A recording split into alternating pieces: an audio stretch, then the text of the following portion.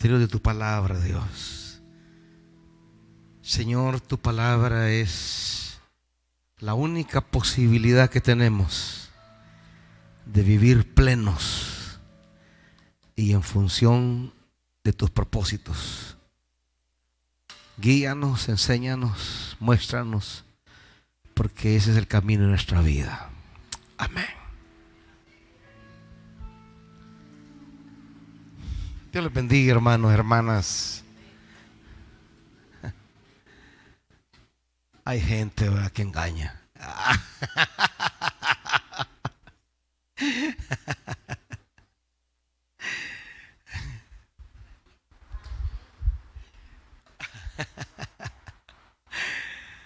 Muy bien, vamos a seguir con algunas de las ideas del apóstol Pablo. Vimos la de Abraham, avancemos rápido, vamos al siguiente porque las cartas nos esperan.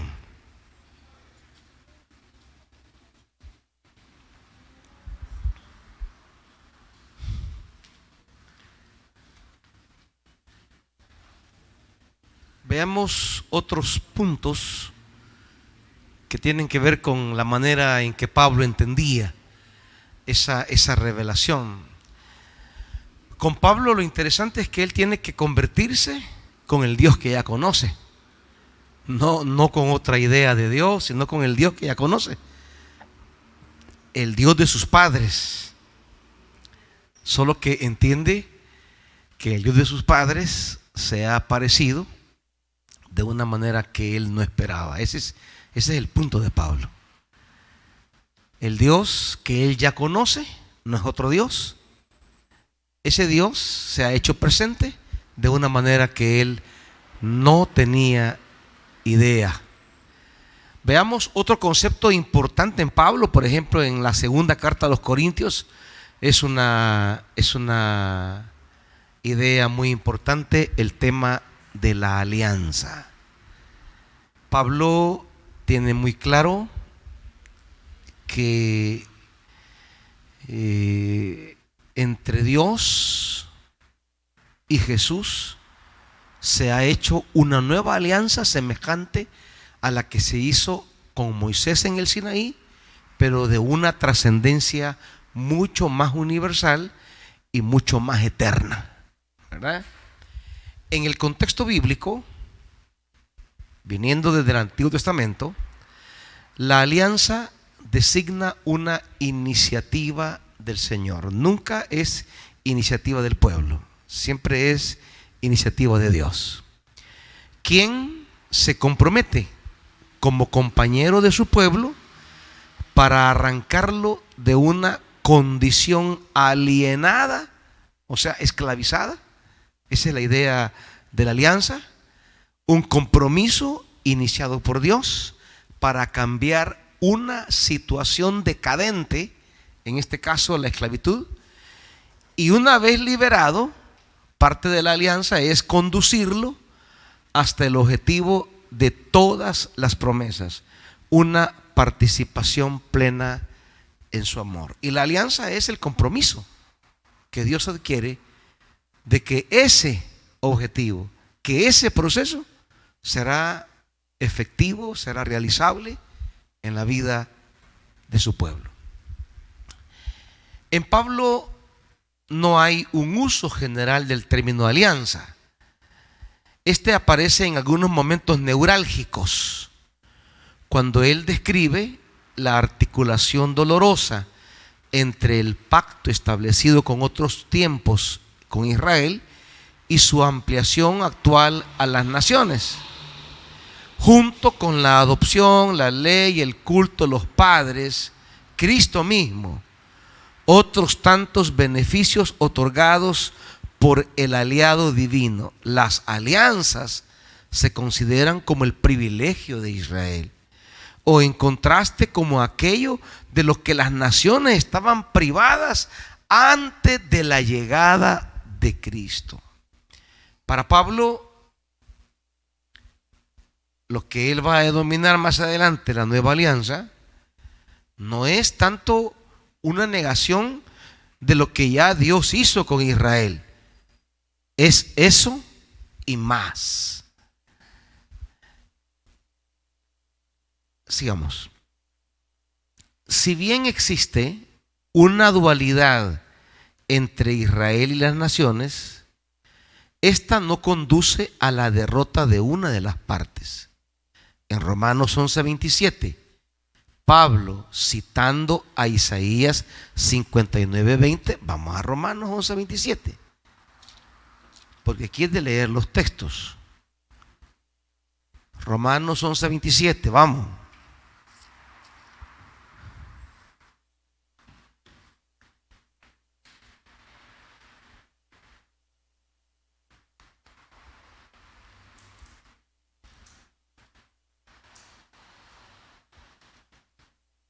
Dice: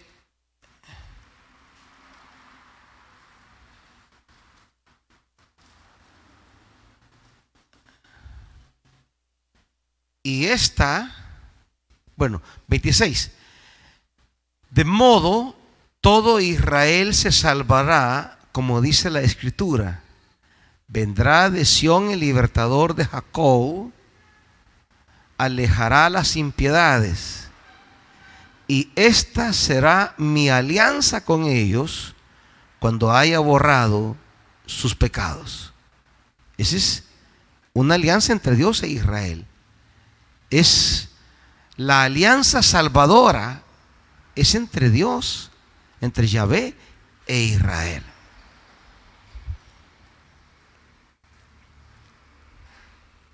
No es, digamos, entre Dios y las naciones. La salvación de las naciones viene del vínculo de Yahvé con Israel. Por eso la insistencia de Pablo de que Israel asuma lo que Dios ha hecho en Cristo. Es que este es el punto de Pablo.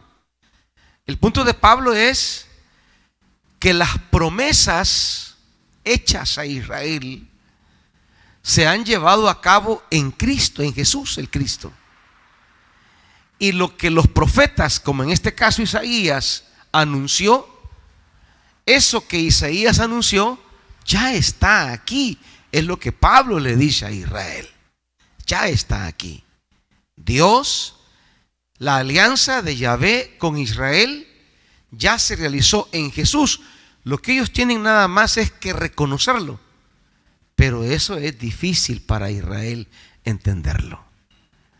¿Cómo en el crucificado se llevó a cabo lo que ellos tanto esperaban? El libertador, vendrá de Sión el libertador, alejará de Jacob las impiedades. Ese es el contenido de la alianza. Pero esa alianza ya está aquí, les quiere decir Pablo. Eso prometido ya está aquí. ¿En quién? En Jesús. Pero ¿qué pasa con el pueblo de Israel? Ellos en generalidad no creen, no aceptan que en Jesús se haya realizado esa alianza. Por eso, en el camino,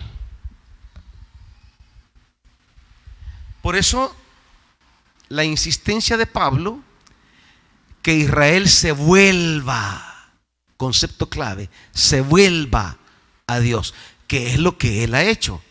Pablo se ha vuelto a Dios y ha entendido, pero se ha vuelto a Dios en Cristo, porque a Dios no se vuelve así en abstracto. No es que me vuelvo a Dios en el aire, no, me vuelvo a Dios a partir de una comprensión que he adquirido de ese Dios. No, o sea, volverse a Dios o convertirse a Dios no es una cosa como así etérea en el aire. Me vuelvo a Dios. No. Me vuelvo a Dios o sea, yo me vuelvo a Dios desde una comprensión, desde una manera en concreto.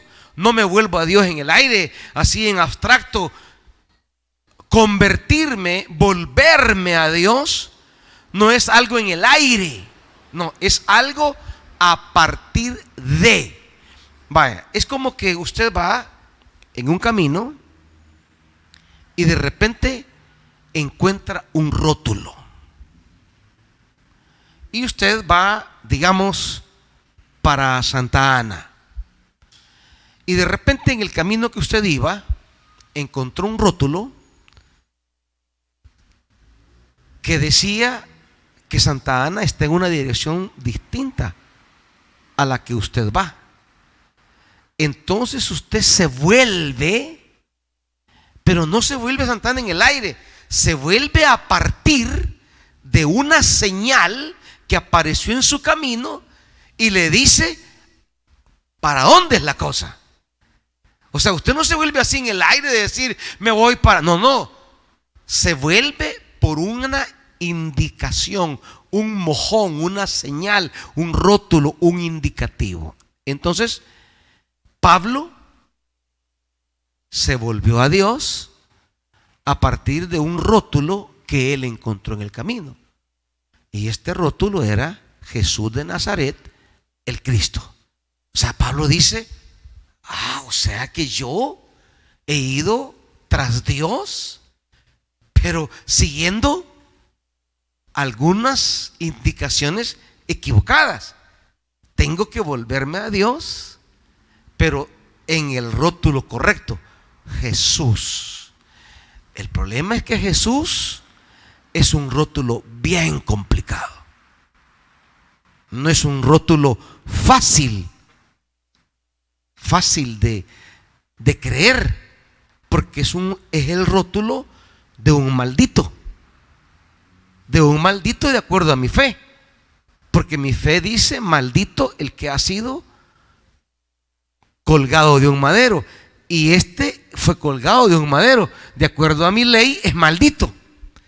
Ese rótulo no me da mucha... Sí, entonces, pero ese es el punto. Este rótulo lo tomo por la fe. Digo, este rótulo no me cuadra, pero decido creer. O sea, creer es aventarse. Es cambiar el rumbo de la vida sobre algo que racionalmente cuesta aceptar, pero lo hago por la fe. Pablo invita a cada sinagoga a seguir su experiencia, a seguir su camino. Por eso él, ¿qué les predica? Que Jesús es el Mesías, es lo que él predica. O sea, Pablo les dice, el rótulo que les estoy explicando, ese es el rótulo que estamos esperando. Pero ellos no creen.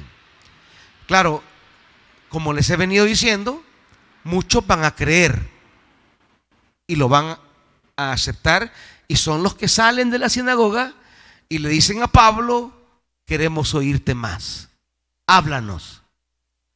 Y entonces, ante el rechazo de la sinagoga, ese grupo de personas que quieren oír más acerca de ese rótulo que nos conduce a Dios, se va formando para Pablo la nueva Cajal, la nueva iglesia, con quien Dios prometió hacer una alianza.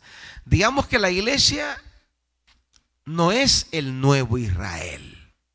Nuevo Israel no hay. La iglesia viene a ser el Israel, porque es el pueblo que cree las promesas. Ese es todo el tema de Pablo. Es todo el tema de Pablo. Los que creen son, porque eso era Israel, llamado a creer. Entonces, no es que este es un nuevo pueblo de Dios, no. Eso de que la iglesia es el nuevo pueblo de Dios es una falacia. La iglesia no es el nuevo pueblo de Dios. ¿Me entienden? Como que si Dios tiene algo diferente de lo que ya dijo. No, es lo mismo. O sea, la iglesia no es que cree algo distinto que Israel no creyó. No. Ella es como muchos vienen de la sinagoga. son el remanente fiel. Los que quedan vienen del pueblo judío, comenzando con Jesús, que es judío, Saulo, que es judío, los apóstoles, que son judíos, los helenistas, que son judíos. Si usted ve, todos los protagonistas que predican, todos son judíos, sea de la patria, Jerusalén, o sea de la diáspora, pero todos son judíos. Son el remanente fiel que cree. ¿Y qué cree? Lo que está anunciado en las Escrituras. O sea, no hay otra cosa diferente. No es que Dios le dijo a Israel una cosa y a la iglesia otra. No. Esa es una idea que el dispensacionalismo nos ha metido equivocadamente. Creer que Dios trató con Israel una cosa y con la iglesia otra. No. No tiene nada que ver.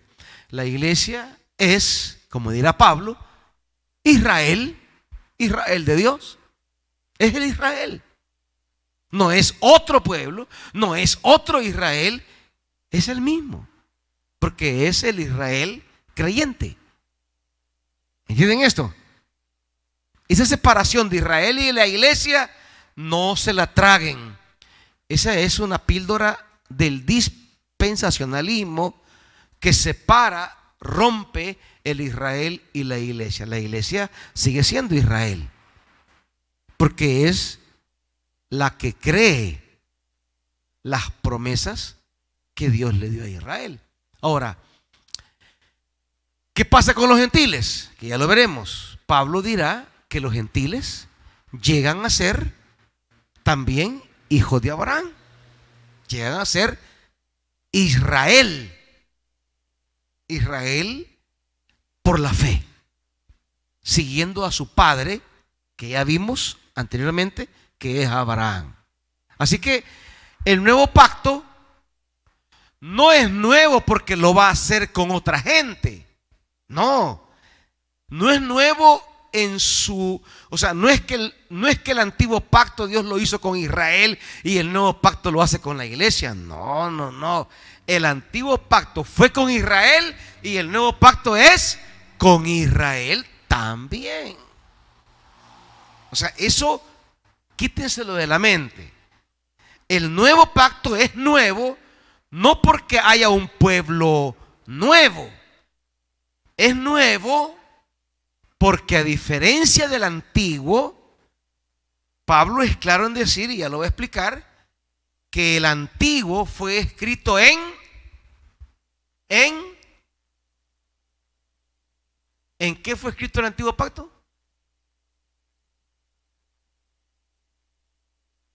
¿En qué fue escrito? En piedra. ¿Y el nuevo? En el corazón.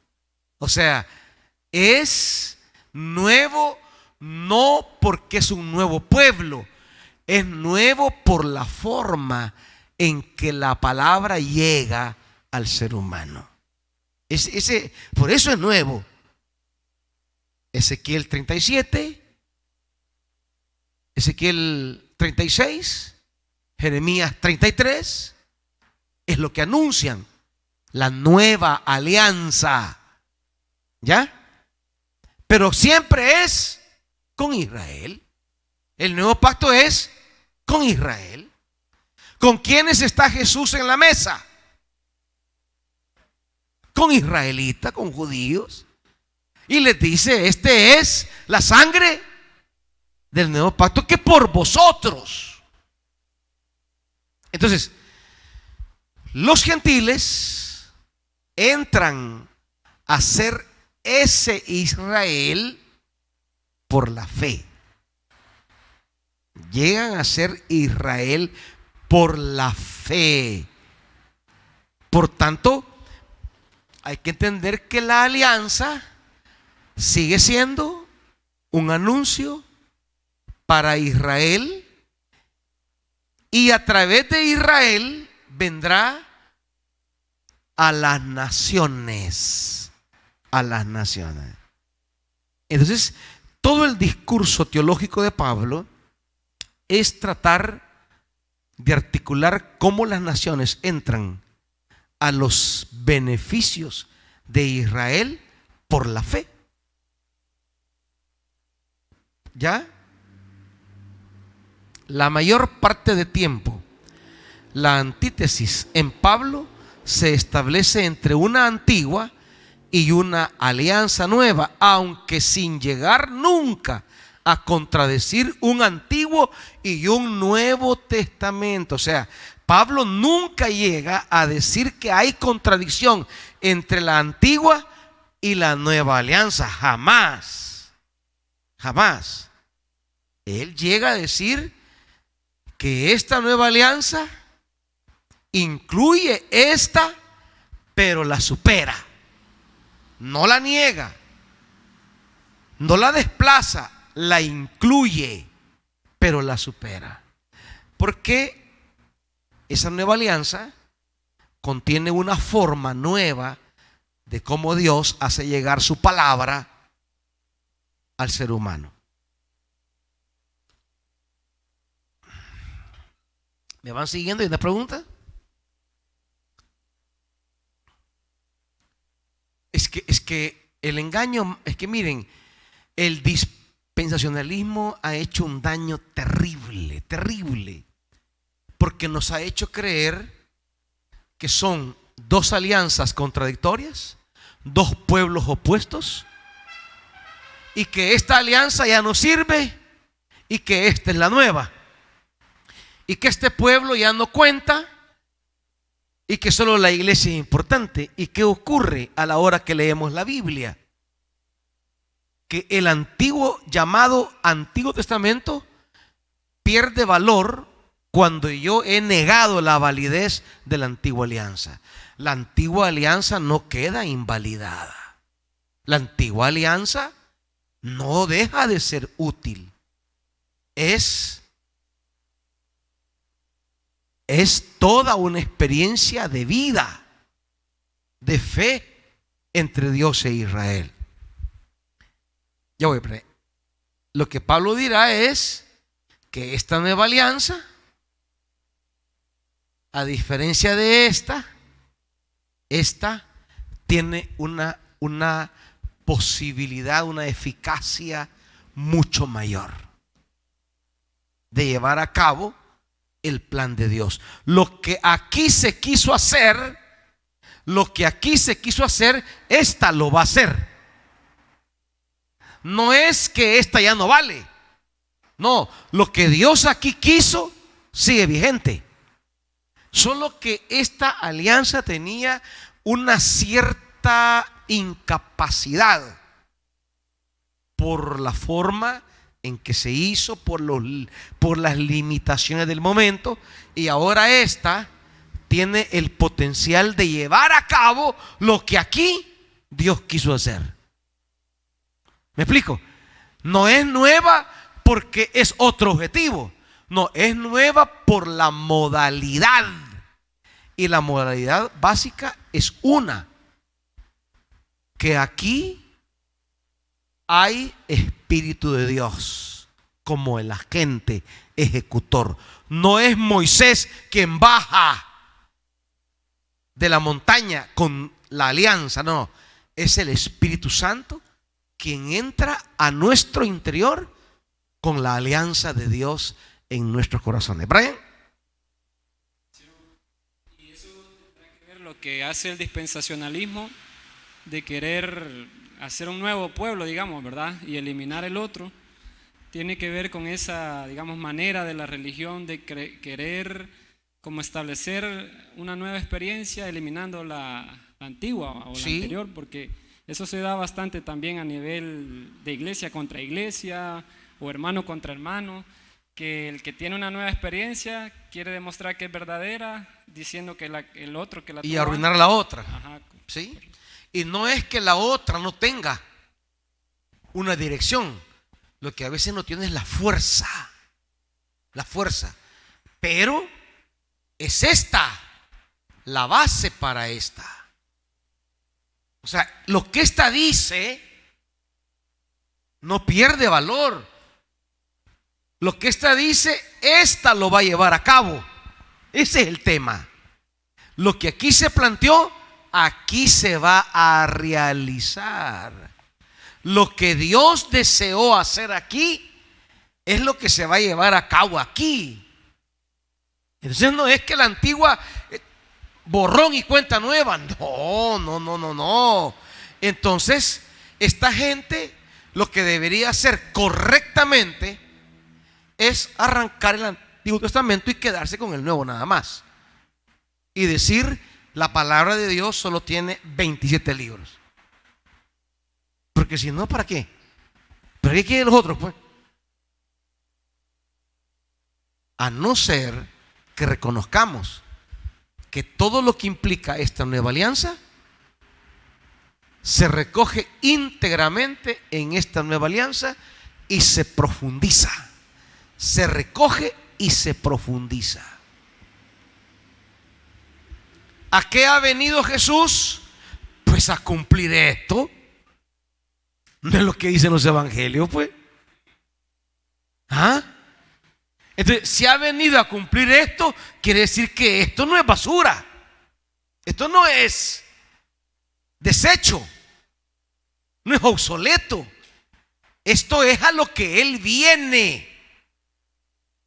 Y entonces, al establecer una nueva, no es que vota la antigua.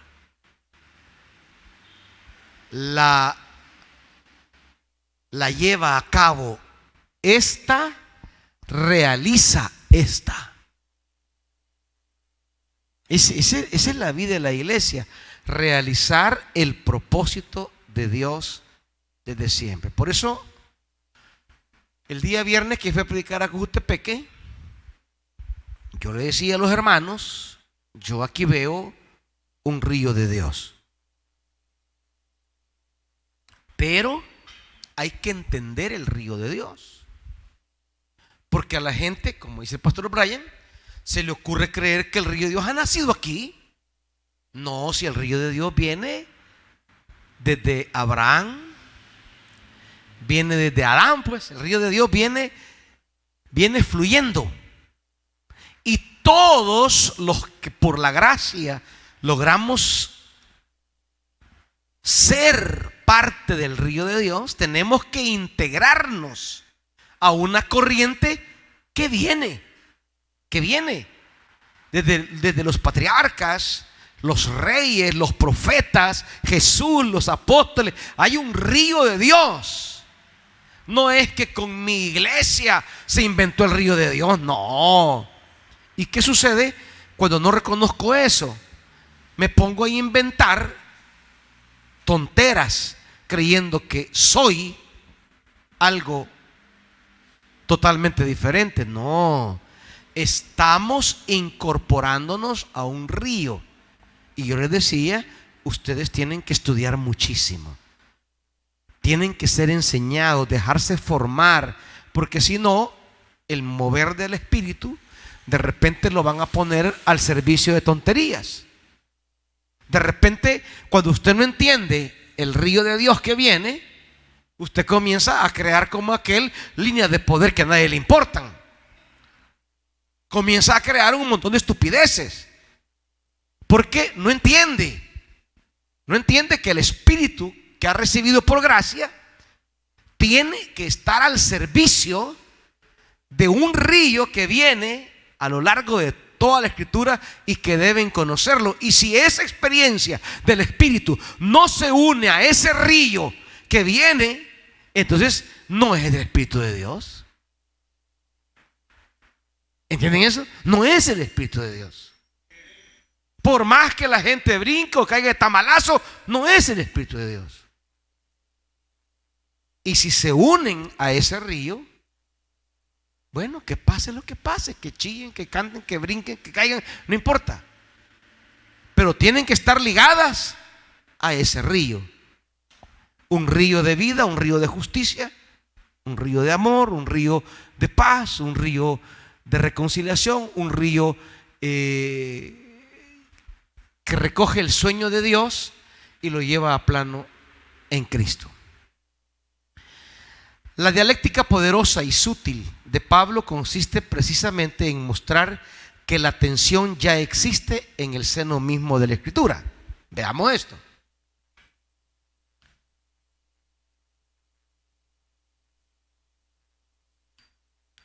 Pablo dice que hay dos percepciones de la alianza. Una figurada por la promesa y otra por la ley. Pero hay que entender lo que Pablo entenderá por ley, tomada en el sentido peyorativo del legalismo, en torno, ¿se acuerda a qué elementos? Las obras de la ley. ¿Se acuerda de qué hablaba Pablo con las obras de la ley? Yo se los expliqué. ¿Quién lo recuerda? ¿Cómo? Las cosas alimenticias. ¿Qué más? El vino, ¿qué dice usted? No, hermano, usted otras cosas quiere. El mundo alimenticio. ¿Qué más? Eran tres cosas. ¿Cómo? Las cosas del culto, los calendarios y los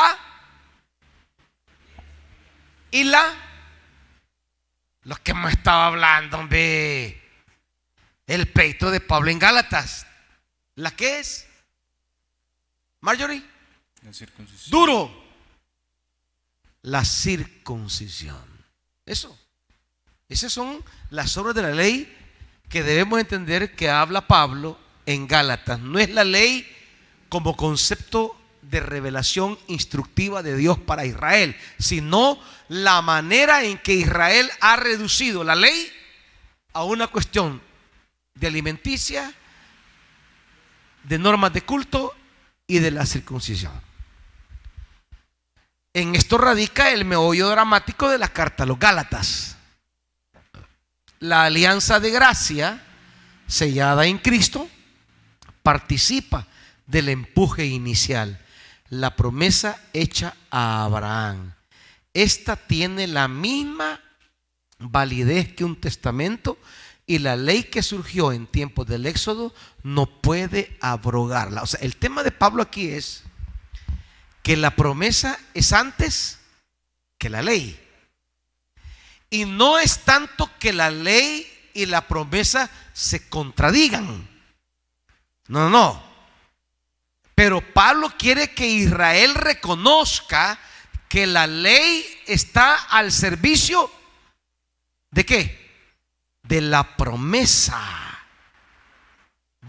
Este es el punto que Pablo quiere recalcarle a Israel y quiere enseñarle a los Gálatas, que la ley está al servicio de la promesa y no la promesa al servicio de la ley.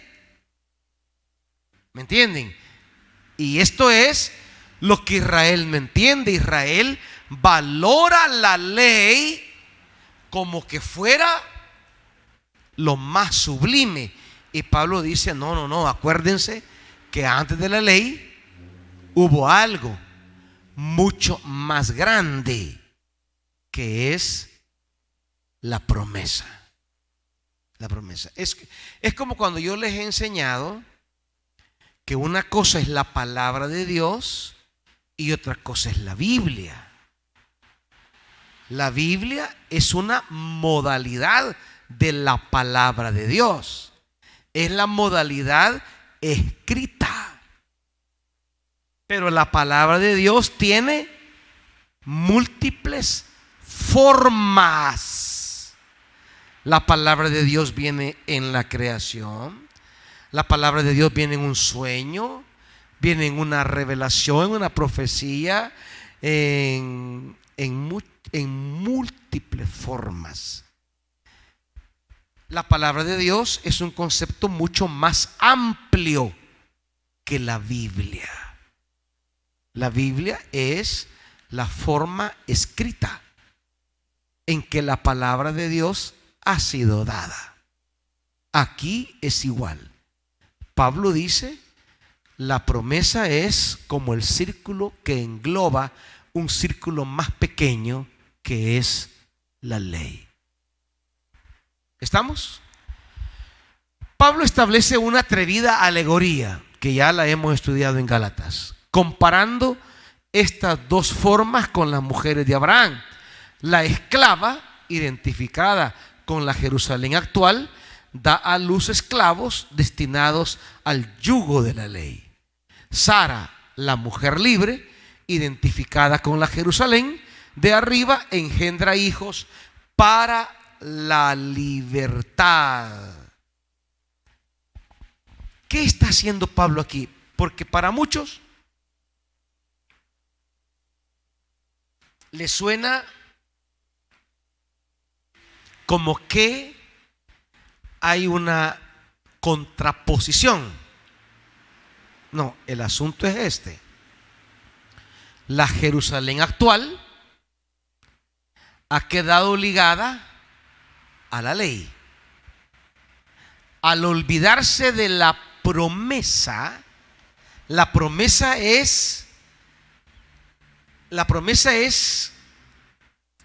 el horizonte, digamos, la promesa es la que fija rumbos y la ley es un instrumento para llegar a la promesa. Ahora, el asunto es que Israel se ha enclavado en la ley y no llega a la promesa. Este es el tema de Pablo. No es tanto negar la ley, sino la manera en que Israel se ha afianzado en el medio y no en el fin. No sé si me explico esto, ¿verdad? Israel se ha olvidado del objetivo y ha hecho el medio su obsesión. Es, en pocas palabras, si queremos entender esto, Jesús lo va a aplicar. Ve a Mateo. Esta manera en que Pablo está entendiendo este punto, Jesús así lo va a entender.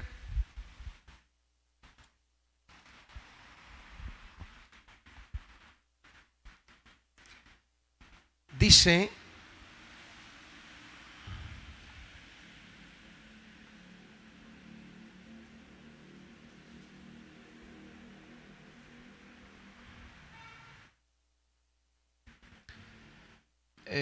sí está el capítulo 12 de Mateo.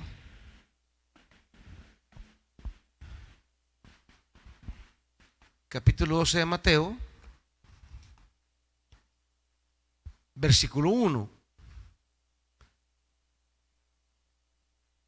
Por aquel entonces, un sábado en que Jesús cruzaba por los sembrados, sus discípulos sintieron hambre y se pusieron a arrancar espigas y a comerlas. Al verlo, los fariseos le dijeron: mira, tus discípulos hacen lo que no es lícito hacer en sábado, o sea, lo que prohíbe la ley. Pero él respondió: ¿no habéis leído lo que hizo David cuando sintió hambre, él y los que le acompañaban, y cómo entró en la casa de Dios y comieron los panes de la presencia que no le era lícito comer a él ni a sus compañeros, sino solo los sacerdotes? Tampoco habéis leído en la ley, o sea, Jesús lo remite a la ley, que el día sábado los sacerdotes en el templo quebrantan el sábado sin incumplir la norma o incurrir en culpa. Pues yo os digo que aquí algo mayor que el templo hay. Si hubieses comprendido qué significa misericordia quiero y no sacrificio, no condenarías a los que han incurrido en culpa, porque el Hijo del Hombre es Señor del sábado. Búscame el Hijo del Hombre. No, el sábado es para el hombre y no el hombre para el sábado. Jesús establece aquí un principio. La ley, es cierto, la ley pone el sábado como ley, ¿verdad? Guardarlo. ¿Pero para qué? Por el sábado, por guardar el día. No. Veamos Marcos 2:27, por favor, que es el paralelo. Marcos 2:27.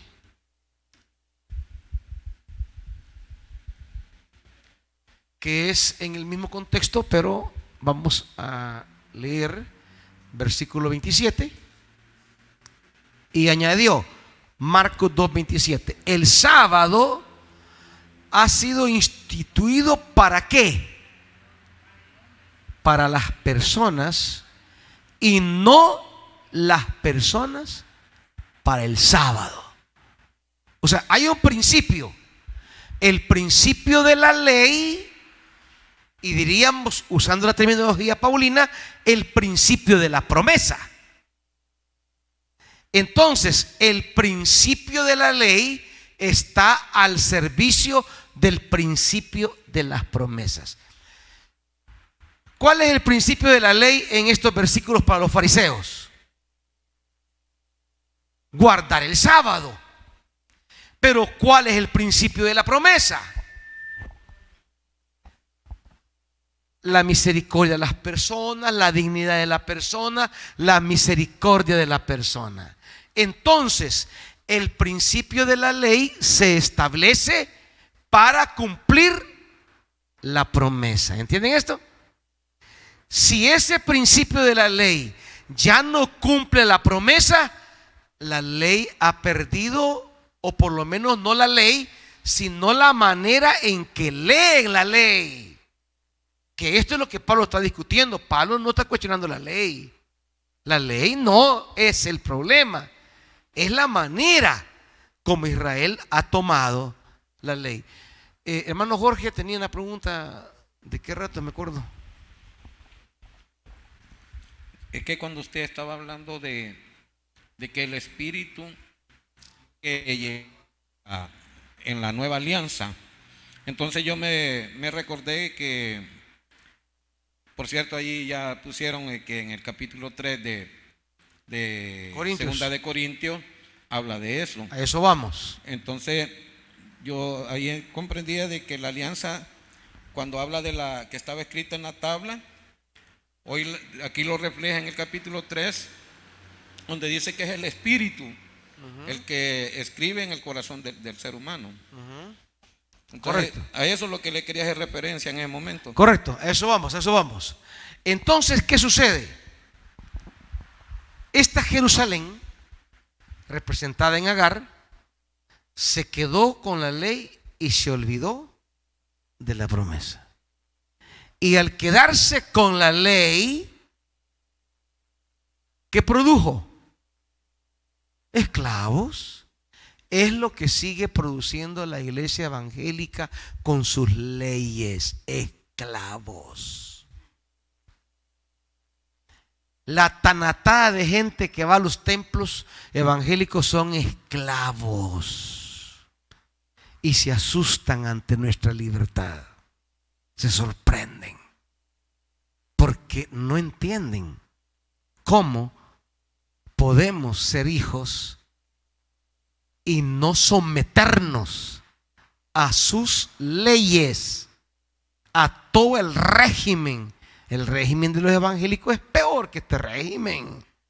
Es peor. Este evangélico crea conflictos psicológicos terribles.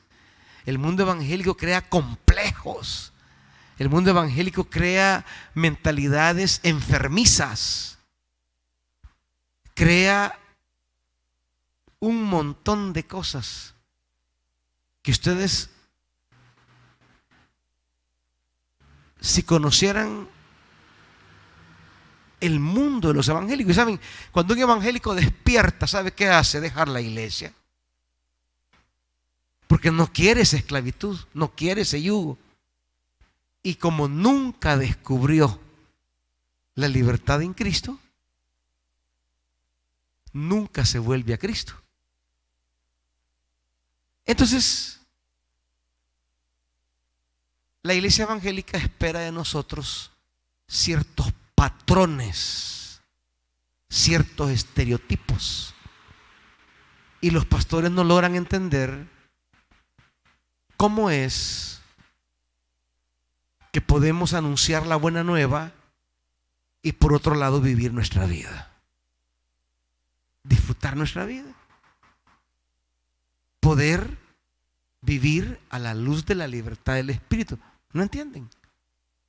Porque para ellos solo hay una cosa: la ley que crea esclavos.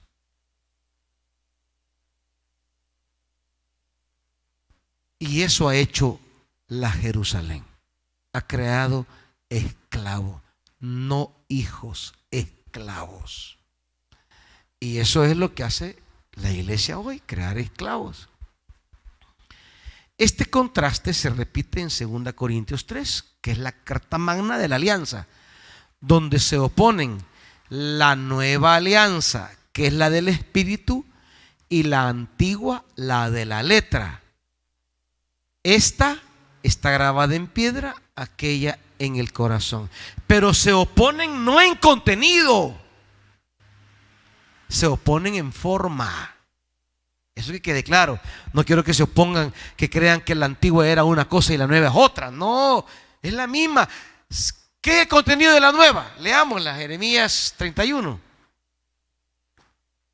Jeremías 31, leámosla. ¿Cuál es el contenido?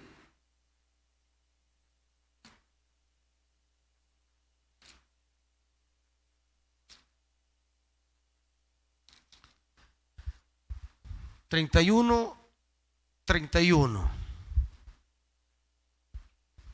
¿Están ahí? Van a llegar días, oráculo de Yahvé, en que yo pactaré con la casa de Israel y con la casa de Judá una nueva alianza. No como la alianza que pacté con sus padres cuando los tomé de la mano para sacarlos de Egipto, pues ellos rompieron mi alianza y yo hice estrago en ellos, oráculo de Yahvé. Sino que esta será la alianza que yo pacte con la casa de Israel después de aquellos días, oráculo de Yahvé. Pondré, ¿qué? Mi ley. O sea, ¿qué va a poner? La ley. No otra cosa, la ley. Solo que ¿a dónde la pondrá?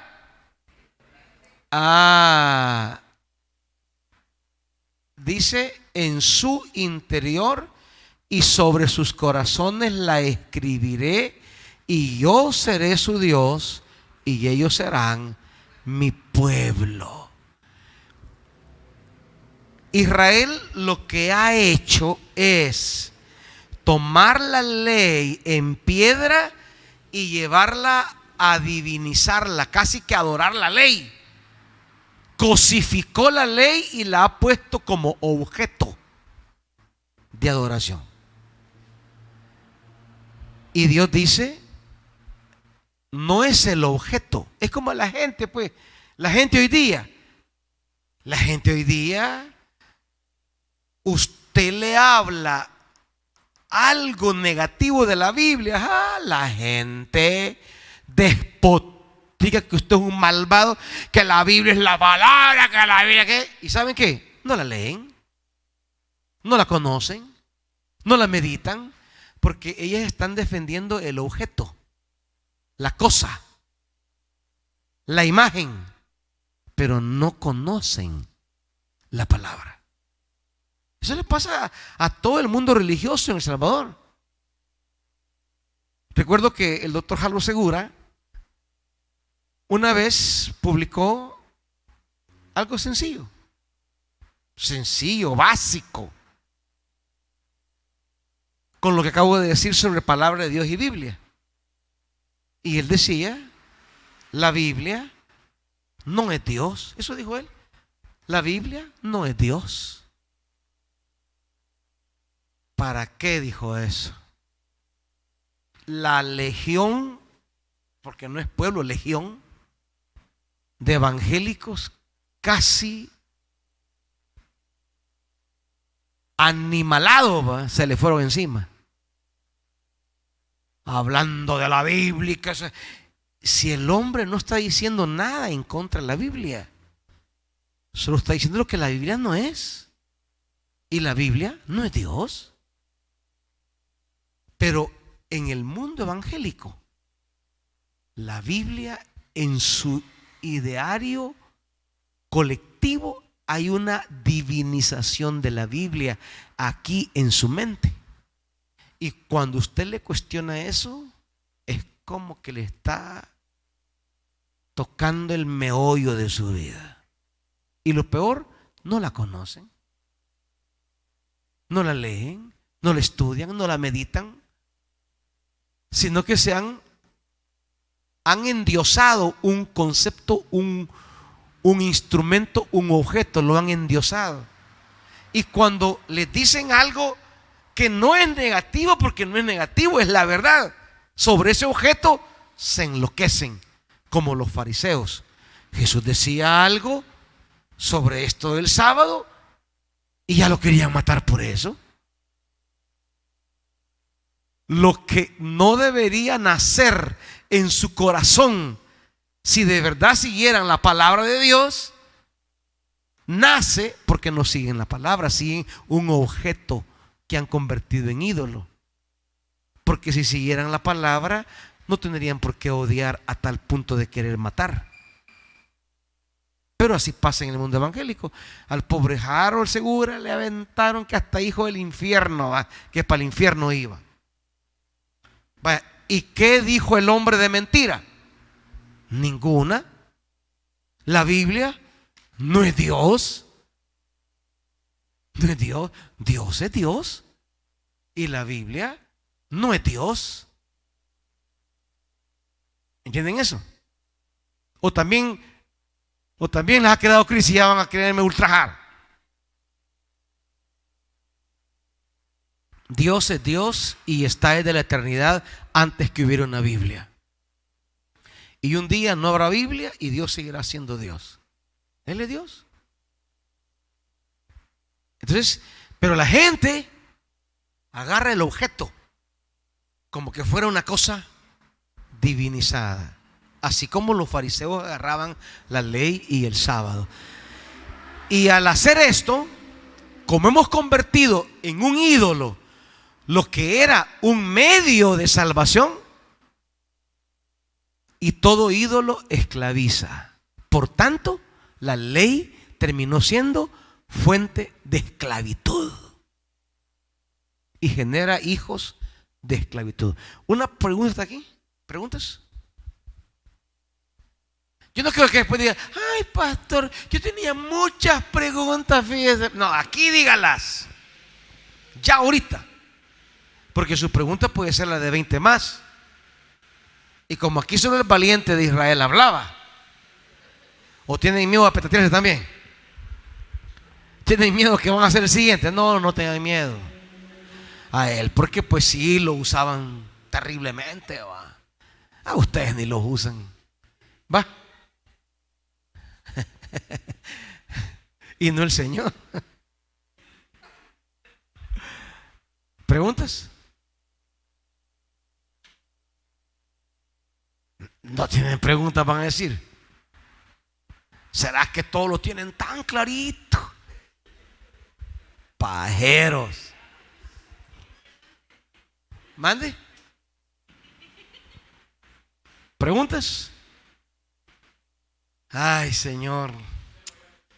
Vaya, Brian. Solo Lirios pregunta. Es la herencia de Lirios. Amén. No, con respecto a la Biblia, porque es escrita también, es texto. Sí. Y esa era, digamos, parte de la herencia judía también, ¿verdad? Sí. Los escritos. Y como entra el tema del Espíritu Santo, o sea, con la Biblia que tenemos nosotros, ¿cómo la podemos? Va a haber un momento en que se tiene que superar, o sea, la letra, digamos. Claro, claro. Y o sea, la tenemos, la Biblia ahí, el objeto físico, pero y puede ser fuente de esclavitud también. Ajá, algo así le quería preguntar. Exactamente, la Biblia, tanto en el Antiguo como el Nuevo, ya el Nuevo puede seguir siendo fuente de esclavitud cuando yo me concentro en la letra y no entiendo el espíritu de la letra. La letra dice: guardarán el sábado. Esa dice la letra. Pero el objetivo no es el sábado. El espíritu no es el sábado, es el ser humano y su bienestar. Pero si por guardar el sábado de repente el bienestar del hombre lo descuido, ya la letra no sirve de nada. Y eso pasa actualmente con la Biblia en muchas iglesias. Se apegan a la letra de una forma tan rígida que no entienden el espíritu con que fue dada. Ese es como el pasaje de Timoteo, digamos, ¿verdad? De las mujeres.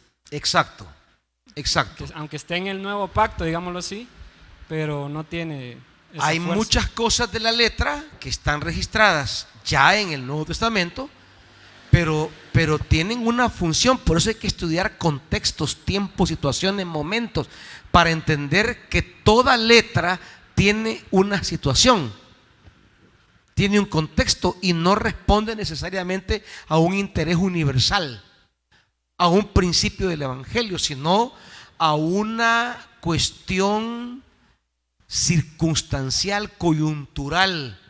Responder a una coyuntura, no a un sueño de Dios. ¿Me entiende? Entonces, eso por eso hay que estudiar los contextos de cada texto, porque ahí encontraremos el sentido, la espiritualidad que está detrás del texto y a qué apunta el texto, para no estar agarrando la letra del texto como que fuera literal. Pues sí, si no, vean que hace no sé si hace 5 o 6 años, aquel predicador un predicador en Estados Unidos, un estado, no sé si Pensilvania, no recuerdo, agarró la serpiente, ¿verdad? Porque quería ilustrar Marcos 16. Y tomarán en sus manos serpiente, y el hombre agarró una serpiente y se la puso y andaba la serpiente ahí, de repente le pega la gran mordida.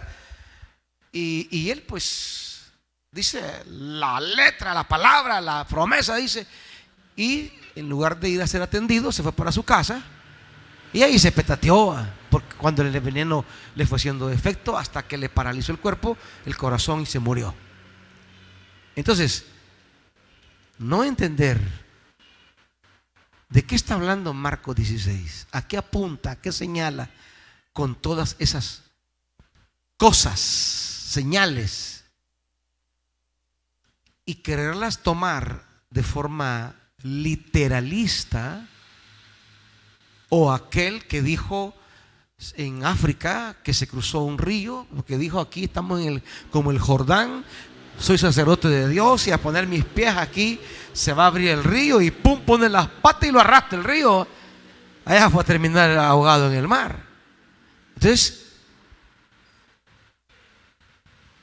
el fundamentalismo, del cual el literalismo es uno de sus componentes, ha hecho estragos y sigue haciendo estragos, porque no se interpreta la letra, hay que interpretarla, hay que saber qué significa para nosotros hoy, ¿verdad?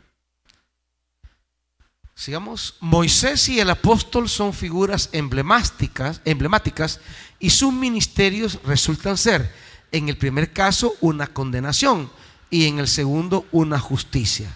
Uno es pasajero, el otro definitivo. Uno está cubierto por un velo, el otro es el encargado del desvelamiento revelador. En 1 Corintios 11, Pablo narra la institución de la cena y recoge las palabras de Jesús sobre la sangre, precisando, como también lo hace Lucas, que esa sangre es la de la nueva alianza. Marcos y Mateo solo hablan de alianza. Compárense con Éxodo 24, 3 al 8. ¿Dale? Bien. La Santa Cena como tal, que es la conmemoración de la alianza de Dios en Jesús, equivalente a la Pascua. La Cena del Señor debería ser celebrada con el espíritu de la nueva alianza. Es el sentido de la nueva alianza, lo que debe estar presente a la hora de la cena del Señor. ¿Y qué es esto? Bueno, es así como Israel recordaba y narraba de cómo Dios los sacó de Egipto, la iglesia debería narrar en la Santa Cena la historia de Jesús. La manera en que Jesús produjo con su vida y su muerte un nuevo éxodo. Porque ese es el tema de Jesús con Elías y Moisés en el monte de la transfiguración. Eso dice Lucas. Los otros evangelios dicen que hablaban, pero Lucas dice que hablaban sobre su éxodo, sobre su salida. Y en la obra y enseñanza de Jesús se ha realizado una nueva liberación. Y eso es lo que debemos vivir, celebrar. En la cena no celebramos esclavitud, sino la libertad. La libertad en Cristo. Somos libres. Somos libres. Y Pablo, su preocupación va a ser que esa libertad no haga deschongue, sino que sea asumida responsablemente.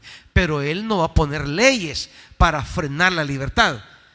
Él va a llamarlos a una vida en el Espíritu, para que esa libertad sea guiada, controlada y dirigida por el Espíritu, no por otra ley, sino por el Espíritu. Y es lo que insistimos siempre: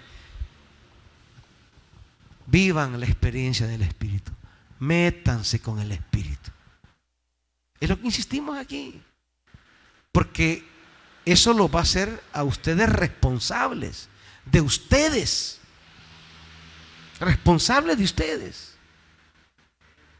La vida, la guía, caminar en el Espíritu. El problema es cuando rompemos la comunión del Espíritu, nuestra libertad puede volverse un caos. Pero si el Espíritu de Dios les guía, dice Pablo, les dirige, estamos bien. Ahí vamos. Eso es todo el mensaje de Gálatas. Nos vamos a quedar aquí, hermanitos.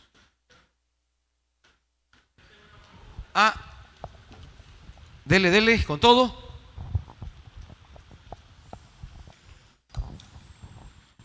Mi pregunta es: ¿por qué cree usted que el ser humano tiende a aferrarse más fácilmente a conceptos concretos como normas, rituales y estructuras religiosas, en lugar de abrirse a realidades más amplias, existenciales y vivas, como la promesa, la libertad del espíritu y el dinamismo de la fe?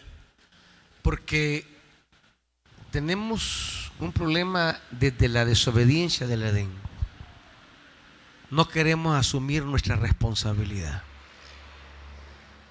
Queremos que de manera externa corrijan mi vida, que de manera externa me pongan normativas, leyes, porque no somos capaces de ser responsables por iniciativa, por voluntad, por propósito. No vivimos de promesas, ni de sueños, ni de objetivos. Vivimos de cortafuegos, de leyes, de normas, de bloques que nos ponen en el camino, porque queremos siempre que otro sea el culpable de lo que en lo que yo termine. No somos responsables, no asumimos madurez, no crecemos. Nos encanta vivir bajo leyes externas, porque respondemos al complejo de rebaño de esclavitud Queremos que nos digan a qué horas levantarnos, a qué horas caminar, a qué horas venir, a qué horas estar, a qué horas quiere que llegue al servicio. Si ya sabe. ¿Acaso el servicio es cosa de horario? El culto puede empezar a las 6, pero usted ya está en las 2 en su casa. Y todavía pregunta a qué hora quiere que esté.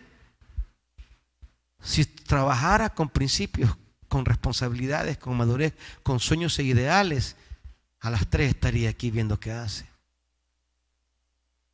Pero queremos que nos digan, tenemos la libertad, pero queremos que nos digan. Queremos que nos reglamenten todo, porque preferimos vivir con la mentalidad de esclavo que de hombre libre, de desarrollar responsabilidad. Cuando nosotros trabajemos con sueños, es decir, ¿qué quiero hacer? ¿A dónde quiero llegar? ¿Qué quiero lograr? No necesitaré de reglas que me digan a qué hora tengo que levantarme. Si quiero llegar lejos, me voy a levantar temprano y voy a trabajar y voy a darle, porque quiero alcanzar objetivos en la vida. Pero si lo que quiero es cumplir la jornada de un esclavo, entonces sí necesito horario. Pero si tengo un sueño, una promesa, un objetivo, mi objetivo es ese. Y entonces no necesito horario ni reglas. Voy a dar todo lo que soy, lo que tengo. Voy a hacer todo lo que esté a mi mano para poder alcanzar ese sueño. Ahora, si lo que quiero es cumplir una norma, voy a vivir para ajustaditamente cumplir eso. O sea, si queremos entenderlo como ley, y así tomamos los evangélicos, ¿va? Pero ¿cómo debe ser según la Biblia? ¿Cómo debe ser? No, es como debe ser mi gratitud a Dios. Es como debe ser lo que no puedo pagarle a Dios. Es como debe ser mi corazón que rebose. No trabajamos sobre principios, sobre promesas, sobre sueños, sobre objetivos, sobre utopías, sino sobre el mínimo de una normativa, el mínimo de una ley. Y mientras no rompamos las celdas del legalismo, ni vamos a entender la gracia, ni la libertad, ni la alegría, ni el gozo, ni vamos a alcanzar los sueños en la vida, las metas en la vida, los propósitos en la vida, de hacia dónde vamos. Usted dice, me tengo que levantar a tal hora porque entro a las 8. Pero si usted dice, hay algo que debo cumplir y no es de horario, usted no se levanta para entrar a las 8. Se levanta para realizar algo que es más grande que el horario. Pero ¿quién trabaja así? ¿Quién camina así? ¿Quién sirve así? ¿Quién se mueve así? Solo los guiados por el Espíritu Santo. Pónganse de pie, hermanitos.